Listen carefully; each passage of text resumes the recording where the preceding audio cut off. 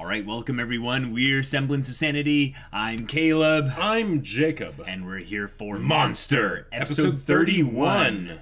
Tenma's back. Tenma's back. Yes. Back again.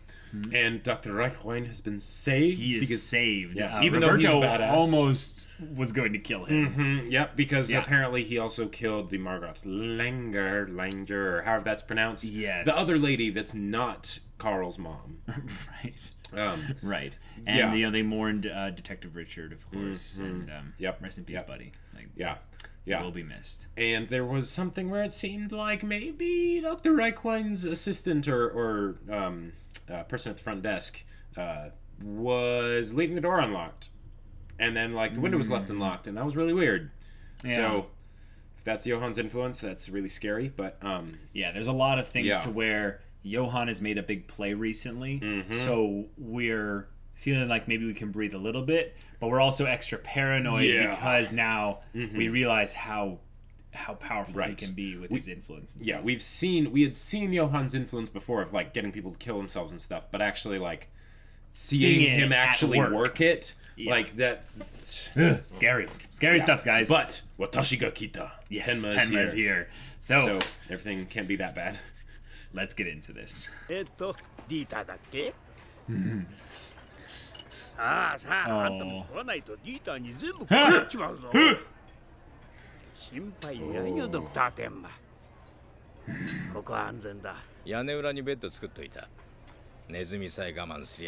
Whoa. All right, awesome.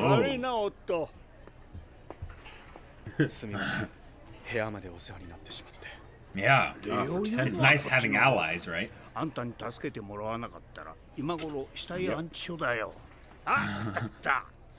Jeez, Tenma, so morbid. Yeah. Like you're here.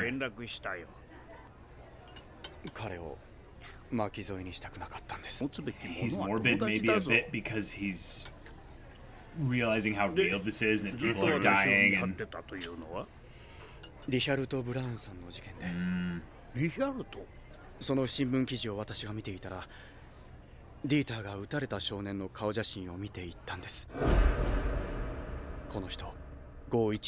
Whoa! Yeah, that's right. I think nice.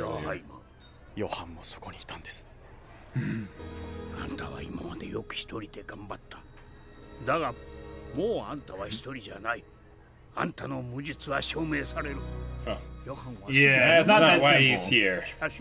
Yeah.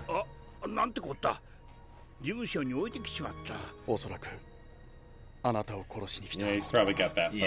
Yeah. 処分しちまったろうな。シューバルト財閥の中心となっている会社だ。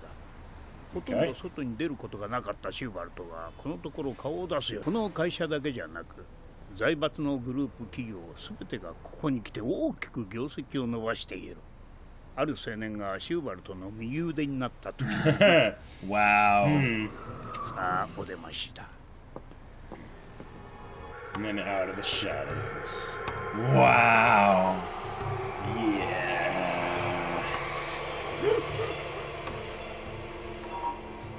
He's just right there.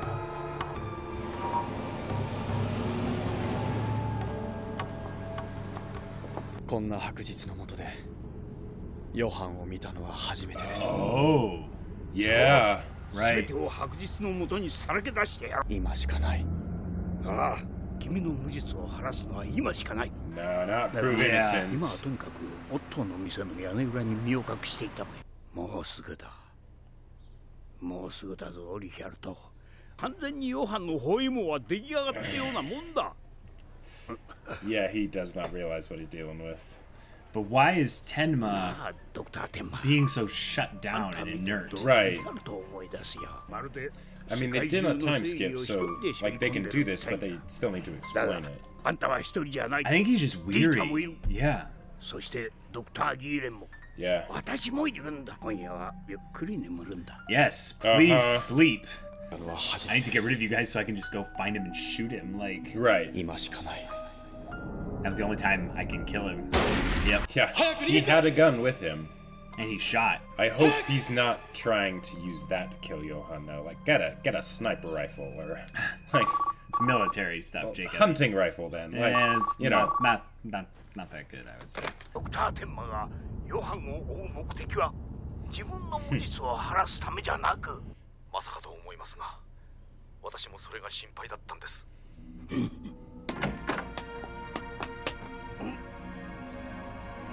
Oh, yeah. 行っちゃった。どこにやるつもりなんだ。Oh, here we go, 止めてよ。 guys. Yeah. ハイワイさん、止めてよ。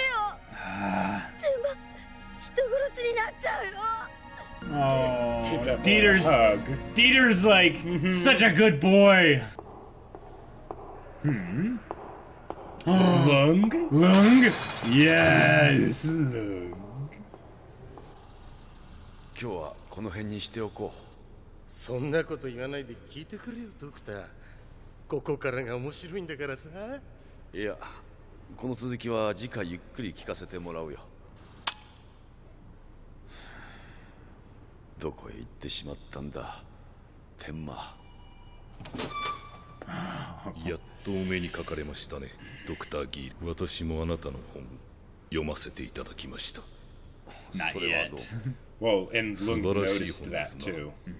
超越犯罪心理学概論あれだけ連続殺人犯の心の奥深くまで入った論文は他にはありませんよ特に第3章犯人の幼年期のトラウマがいかに犯罪に結びついたかというくだりは興味深く拝読いたしました私の捜査法も犯人の心の中に入り込んで犯人になりきることで行動を割り出しているものでしてね Don't be too over, いろいろ Lung. 経験がおありのようであなた最近よくミュンヘンにいらっしゃってますね Whoa. それが何か I love how things 心理 switched. カウンセラーのライヒワイン now, 博士に会ってらっしゃる You know, he's interrogating him. Right, He right. was just doing the same 大学時代の thing for 恩師 a ですから prisoner. あなたの同期で非常に優秀な脳外科 Yep, 医がいま yep. した Knew ね this would get brought up. 何が言いたいんですかカンニングの思い出を語り合おうルーディ Whoa. あなたは全州の有力新聞に5月1日から22日までの間産業広告を載せていらっしゃる Whoa. 驚きましたねルバート警察はドクター・テンマを包囲し身柄拘束寸前まで行ったが取り逃がした Ah. あなたの逃亡幇助とも考えられます Oh, crap. 彼はドクター・テンマは無実だほう謙虚な気持ちで聞いてほしい Okay. 犯人ではないという証拠がある No, he's gonna この destroy 事件 it. の情報を全てまとめて分析したものだ I'm worried. I I'm hope that's worried. not like a first draft. Yeah, yeah. Please have backups or something. It's still not And none of the recording. conversation was recorded, yeah. I swear, if he asks if is this your only copy? Uh-huh.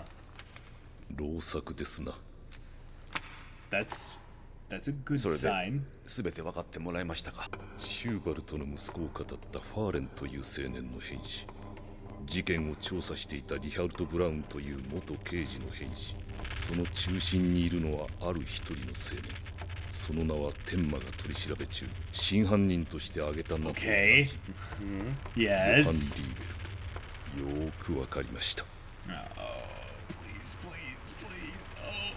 Oh, the static building in the background. あなたのその手の動き It's his own form of recording. お気になさらないでくださいちょっとした記憶術の道具でし Yeah, て yeah. ね Well, we know 心 that. 理学者の But 私 from a に言わせ psychological, れば yes, あ okay. なたの不安な心がその手に現れているように見えますね Oh. 私もそうですところがあなたの Oh, so 手 it の is- 動きが記憶し it's た not 情 recording 報は now. その瞬間からあなたの主観が入った Oh, Talking to Lung nice. about subjectivity. そう Yeah. やって仕事をこなしてきたんだろうあなた家庭はありますか Oh, 趣味は何 shoot. ですか He got 仕 straight 事 to だ the け heart に of 来たん it. じゃありませんかミ Yeah. スを犯したことはありますかミスを犯すのがひどく怖いんじゃありませんか He's just 天 unraveling 馬は him. 悪人でなくてはならない Yeah, he Wow. has to be, exactly. あなたのアイデンティティ Uh-huh. が Yep, 崩 yep, 壊してしまう yep, yep. 天馬の嘘だと立証できますか Oh my gosh, Dr. Gillen. Like, if this works, I can't wait for Lung to Yeah. like potentially be an ally. Oh, He would be such a good ally. such a good ally. この青年は今どこにミュンヘン大学の学生です Oh, no, but Iba he's also Schubert's saying, Hisho ni because of that, he osamatte knows where Tenma is. Right. Yeah. 私は大変なミスを犯していたかもしれない。 But is he just saying that because the ドク doctor タ will ーテ think ンマ that? は今どこに？ No, I. ミュンヘンにいるはずです。 Okay. ああ、ルンゲだ。ミュンヘン警察に連絡を取れ。緊急配備の要請だ。天馬はミュンヘン市内にいる。狙撃銃。 Oh! Hey! この話は Thank you! わからねえな。 Thank Yes. you! の山荘のハイトマイヤー氏から電話があったはずだ。 Oh, nice! Bring back the All right, soldiers. cool. Yes. 用意してある。あんたの注文はちょいと面倒なもんで1週間時間もらう A ぜ。 week? それまでその生っ白い体なんとかしな。大枚はたいていい道具揃えたって使いこなせなきゃ宝の持ち腐れだ。 He can just tell he's so like ragged and worn. Yeah. EU 統合に伴いニューメディアネットワークの中心をバイエルンの産業が担うべくこれまで以上の大規模な見本市となっています。シューバルト氏は車椅子での登場でしたが顔色は良く内外の政財界人にその健在ぶりをアピールしました。 Jeez. he's just there. Yeah. Whew. All right. So, I know Yeah. this is a little thing, but he's getting a sniper rifle. like, because I mean, okay, okay. You're like- right in that the whole assassination thing like makes like perfect sense. And now we've got a big fair, and there's going to be like lots of people. Ideally, and though, security, you'd want it to be when like, there's not distracted and many stuff. people, because like the bodies could get in the way. Like you'd want it to be something where it's just like when he's coming out of the big building, or when he goes to read to, you know, of course there wouldn't be a good place to set up there probably. But you know, the realistic aspect, you were right in that Tenma would not be able to get close to Johan in the current place. Right. Johan has, and the way Johan has currently placed himself, without Johan being willing to let it happen. Exactly. Now, here's the thing that sickens me though, is that anytime you bring up I'm going to use a sniper rifle this early in the story, someone else is going to get sniped. And my worry is that either Carl or Schuold are going to take a bullet. And here's the thing.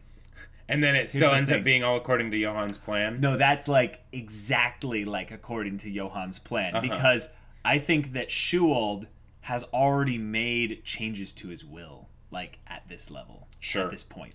So it doesn't matter whether or not it's Carl or Schuold, because I think if Carl dies, Schuold will die. And if Schuold dies, Schuold dies. Yeah, of a heart attack or something. Yeah. Well, not even just of a heart attack. His whole person, his joy, his reason for like continuing on just died right in front of him. Right. And so, at that point, all he would have left would be Johan. Yeah, and then there's nothing. There is literally nothing to save Tenma and prove his innocence. Right. And and okay, I did not think about that Tenma could end up killing the wrong person. And now his friends are going to make it happen too, because they're going to try and stop Tenma, saving him from being a murderer. And it's like, no, just let this happen. You know, we are dealing with the precision surgery right here. Right, this is don't come into the operating room. This is the killing baby Hitler kind of scenario. Now here's the other thing that's really sucky bit.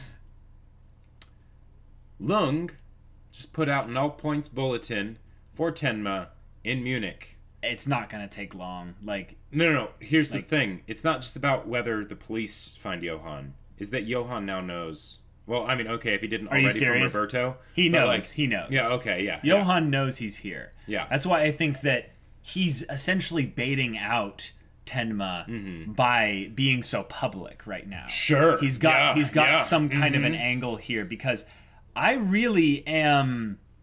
I'm really curious, what's the point in Johan's plan where he takes the world stage and he essentially presents himself and he like gives like speeches and he talks to large groups of people in a public kind of environment. So television, Here's what I could see it being.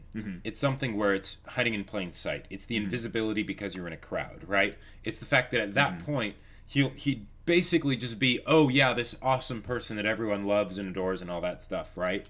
Sure. And if anyone tried to come after him, well, that would be dealt with swiftly and severely. Right. And any kind of slander against his name would not hold because, you know, because there's nothing to be that's so attached far-fetched and all that stuff. Exactly. Then he Right. could just have his big impact, do whatever it is he wants to do, and Yeah.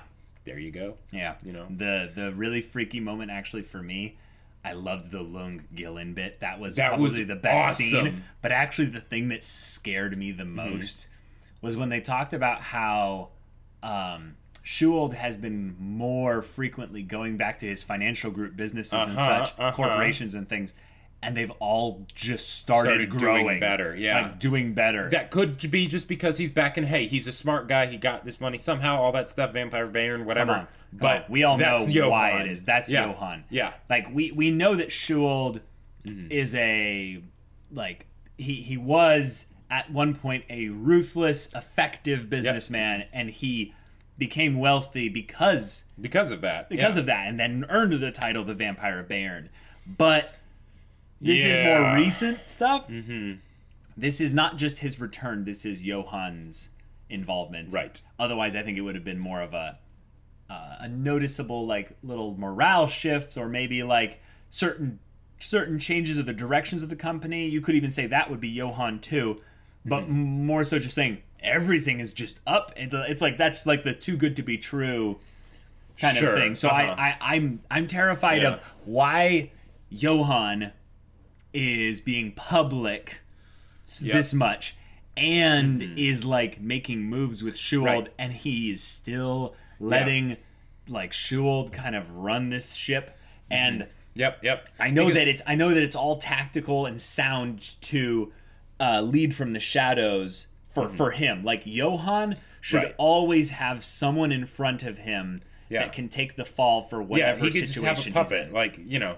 And, and that's kind of what Schuold's turning into. I mean, like, we don't know exactly, right? But at the very least, Johan has influence. So, and the thing is that anytime, might as well be a puppet. Anytime you have something set up like this, where you have someone that doesn't really make mistakes, and anytime it looks like they might be making a mistake, that's when you get worried. Double check everything. Get very worried, because that means you really don't know what they're up to. Right, and knowing is half the battle. Yep. Also the constant repetitive aspect of Reichwein being like confident, like we've got him cornered. I'm like, stop it, show. Stop saying that. Tenma, will you tell him to stop like tripping all the flags and everything? You know, like it's one of those things where the show is basically telling us, they have no clue what they're getting into. Like, and I get the feeling like it. What they did with Tenma totally makes sense. You know, now that I think about it, because he saves people's lives. That's his job. He saves people's lives. This is something that is totally contrary to his nature, and he doesn't want to make it any harder on himself than it already is. So, so he's basically just tuning everything out. So he's not telling Reichwein like, no, Johan can convince people to kill themselves. Right. You know, that thing that Dr. Gillen talked about of the dude. Well, okay, no, that was very.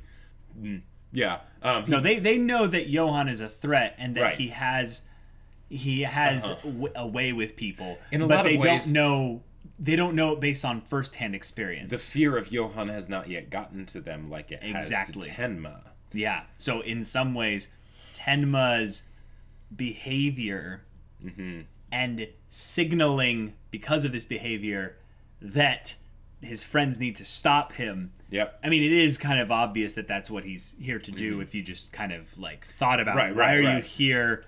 Wouldn't it be better to prove your innocence far away from this guy? Yeah, exactly. Like, we don't need to be here. We don't need to like be in the same city when we subpoena him in court or something like that. Well, and here's the other thing. So, okay. So I think that's a sign that Johan knows that if Tenma's coming here to, kill him, he's like, and I'll let them divide amongst themselves, and here's the other thing. Be able to. There's a character they didn't bring up this episode. That's Roberto. They brought him up, but he was not shown. And here's the thing. Roberto is working with Johan potentially very closely. Now, Johan it's scary to think about how close he could be. Surrounded by guards and security and everything. He is safe. Very. the one way that Tenma could get to him would be pretty much with a sniper rifle. Now, not to say that like he was connected with the dude that sold Tenma the sniper rifle or whatever, right? But he could say, okay, I'm setting up this centralized event that would be the best time to take me out. Right. And then, Roberto, if you were to snipe me from, while I was here, where would you go? So it's one of those things where it's like Tenma should be in like the second or third best spot. Or just like do some like recon with like other people helping you and stuff. Because I get the vibe that the minute the sniper rifle transaction happened, is over. Because then Johan probably has his tendrils in the city. And he hears, oh, someone bought a sniper rifle? I wonder who that is. And then you're right. Literally all Roberto has to do is to be a counter sniper. Just scanning those three areas, and just be like, basically. All right, cool. And pop. Yeah, and then, you know, Tenma's either like wounded and running or worse. I mean, who knows? Or worse. Because this is one of those things, again, the reason why I love snipers is because it's the idea of patience and time, setup, preparation, and quick lethality, you know, and one shot, one kill, right? As a Destiny fan, I got a little bit of a smile when you said patience and time. But the reason that they aren't usually used in stories, or at least not effectively in stories, is because they're so final. There's very little conflict. The person using the weapon is nice and safe. A lot of times you don't even see them coming. They kill their target and then they leave, right? 2 seconds, it's over. All good. Yeah, I think that's the kind of thing of where, So usually Johan... stories don't like to actually have it work. Well, the conflict is usually internal, where the sniper is not sure about what they're doing. Or it's not against a character that can't die. Like, that cannot, for plot reasons, die. It'll be against someone else and they end up dying. You'd be hard pressed to find a story with a protagonist antagonist where there's a single protagonist antagonist where the protagonist ever uses a sniper rifle. Right. It's kind of a law of storytelling that specifically when guns are involved, a sniper rifle is the kind of thing that the protagonist doesn't use. Right.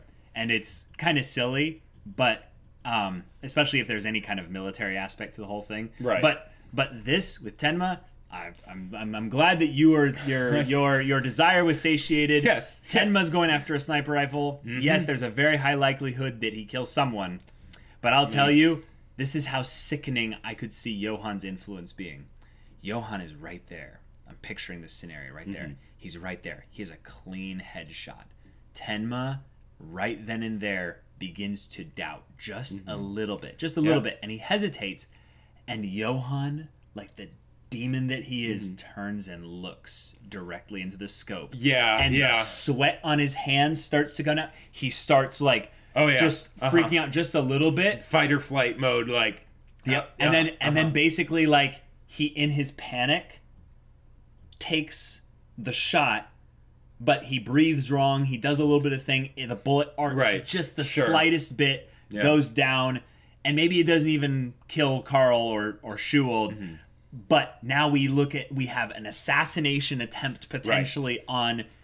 Who else would it be? Why would they be trying to shoot Carl or beautiful blonde boy? Who cares about that? No, it's obviously someone trying to kill Schuold, an enemy or something like that. And maybe Johan's even planned out like specifically like some kind of way to manipulate things so that he's going to have some enemies that will come after him when he starts being more public with himself here, and then there's so many just show crazy how things. Johan is so proficient, and and everything. He went to the Light Yagami School of Strategy. He can practically predict the future. Yeah. Oh boy. Okay, the scene with Gillen and Lung though.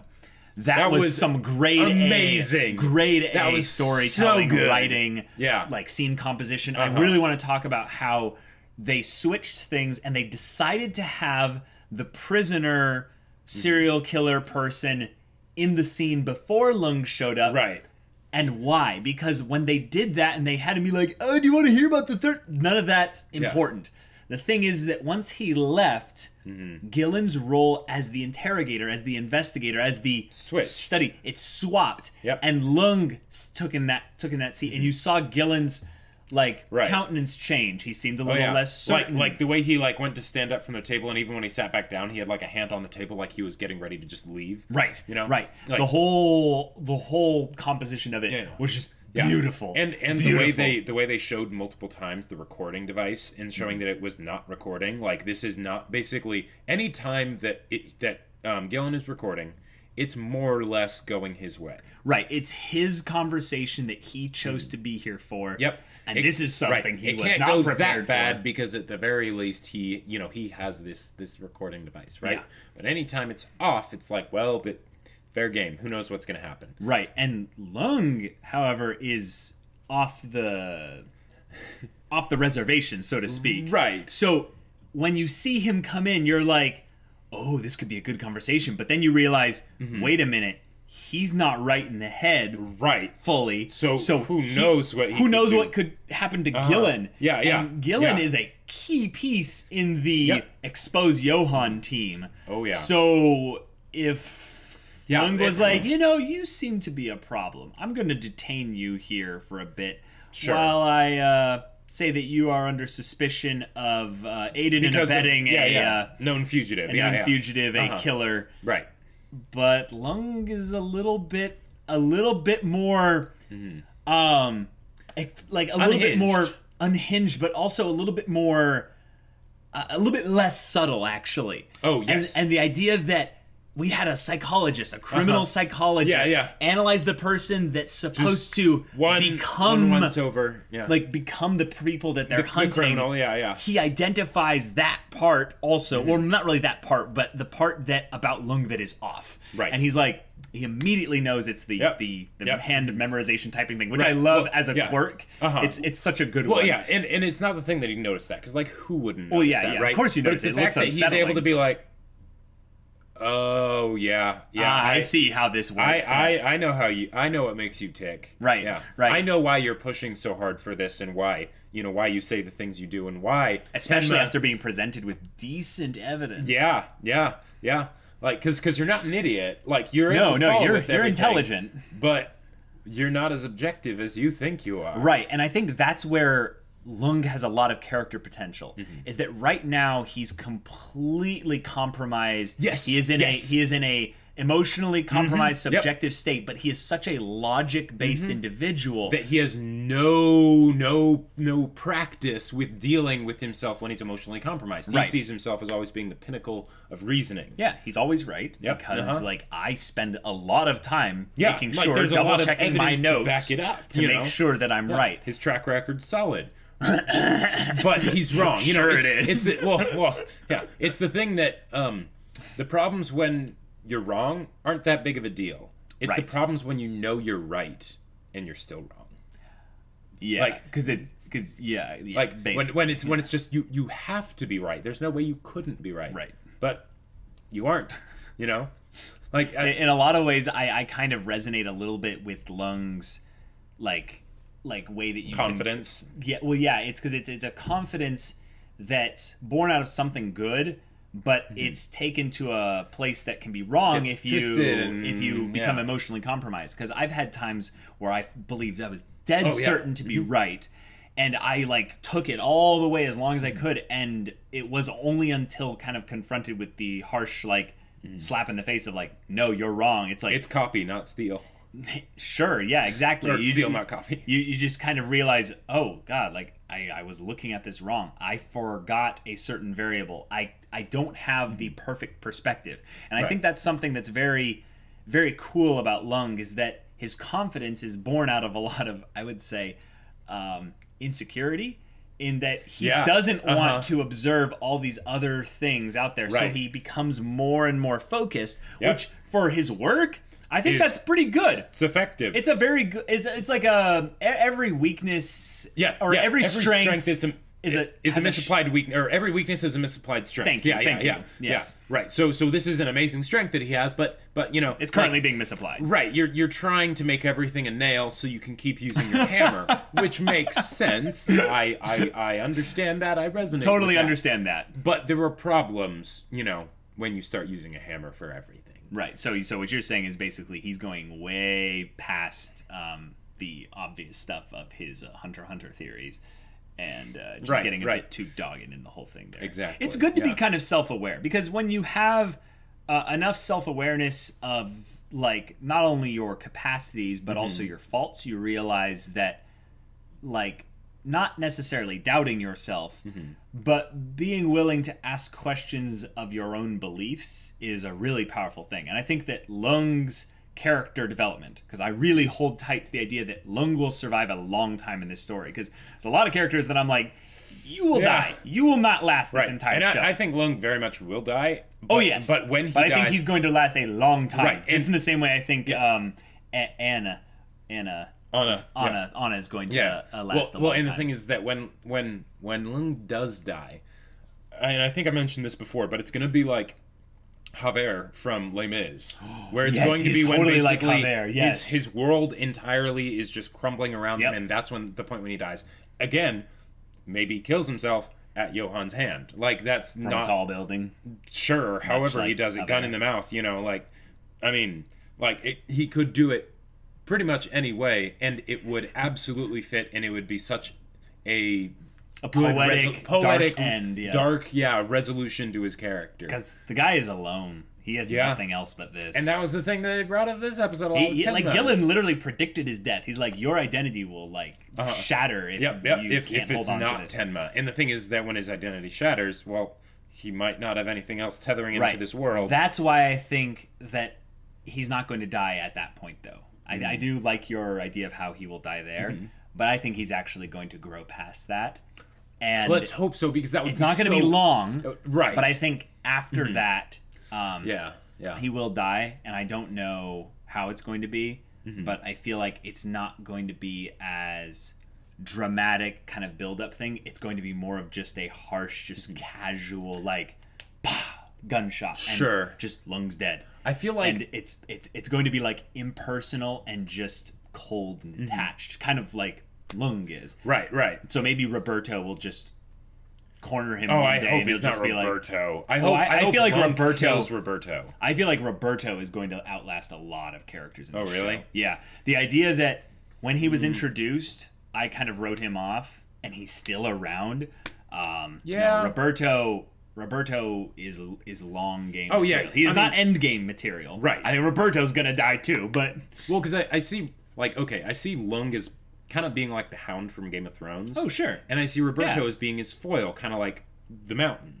But they haven't never encountered. Yeah, they've never encountered each other, but they're basically they're kind of the enforcers, right? Ah, sure. You know, on both ends of the spectrum. They fulfill similar roles. Right, exactly, where you know, Roberto is sort of the right hand of Johann, kind of, right?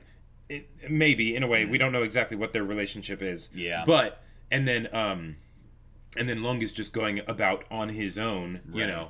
And of course, I'm constantly hoping that he teams up with different characters, because it would be so, you know, so awesome and badass if he did. That's why I think he's going to have the character development. He will team up with Tenma for a little bit eventually. But, because I think him having that moment where he said, maybe I was wrong, is huge. I think he actually became a little bit self-aware, and he realized, maybe I was wrong. Right. But the thing is, almost immediately after that, he was just like, and it doesn't matter. Right. Yeah, that could be just something where he was, say, lying to Gillen to throw him off, so that he wouldn't think I don't that think he cares about to lie to Gillen. Yeah, probably not. I mean, maybe, but he's such a blunt individual that I don't think...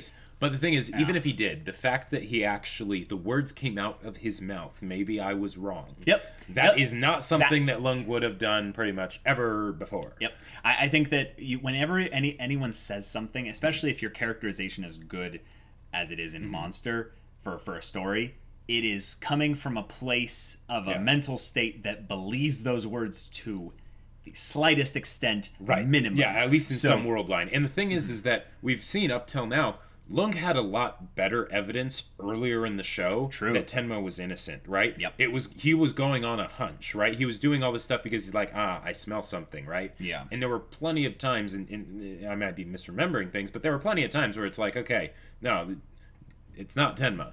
But he's like, no, but I know something's up. And something was up. Yeah, and I think that was basically it, was that his focus on finding something big in all of this led him to things that were carefully placed kind of in his path.